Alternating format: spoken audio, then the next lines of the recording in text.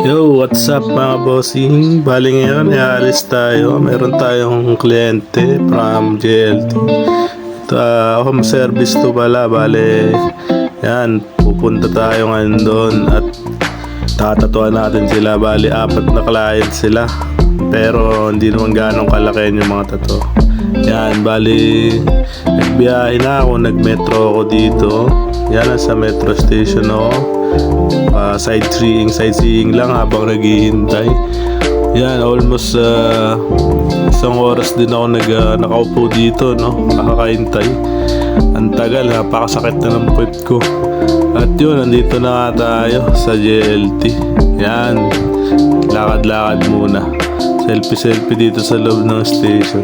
Yan, no? Seryoso na naman yung hampas lupa na yan. Tapos yan, dito na kami sa bahay. Ang ganda ng bahay ni Bossing, ang laki. 18th floor yan, napakataas. Kitang-kita nyo naman sa balcony yan, no? Pag tumalong ka dyan, pisak ka talaga. Talsik yung buto ng kamatis. Tapos yan dito, start na mag-stencil habang si Bossing luluto. Yan, bilisan na, diretso na. Umpisa na natin yan, no? Bali yung tattoo pala ni Bossing dyan sa upper arm niya. Dati, ako rin yung tumira niyan. Fully healed na pala yan. Ayan o, Jason. Bali, Japanese geisha design yan.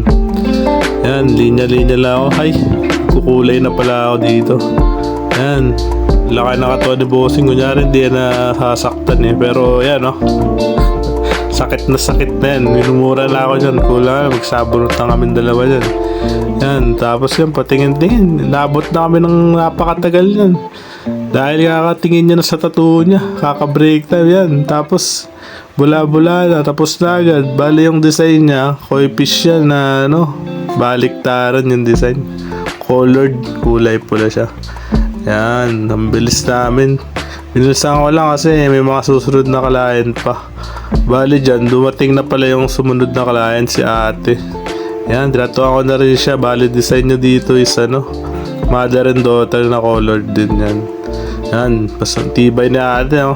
Nanonood lang sa tattoo niya. Tapos yan, bula-bula, hinagod na ni Arabas. Yun, napakaganda ang kulay. At ito naman yung sunod. Bali, Thailand yan eh. Thailander na lalaki yan. Ahas naman, red snake. Ewan ko anong meaning niya. Basta sabi niya ahas daw eh. Kasi may tattoo siya sa dibdib na ahas eh. Ganyan na ganyan din. Tapos ito pa yung kaya ating isa, Scorpio naman. Yan na, puro bula-bula na. Mabilisan lang to eh. Napakahaba kasi ng video na to. Pinutol-putol ko na lang. Kaya nang bahala umintindi.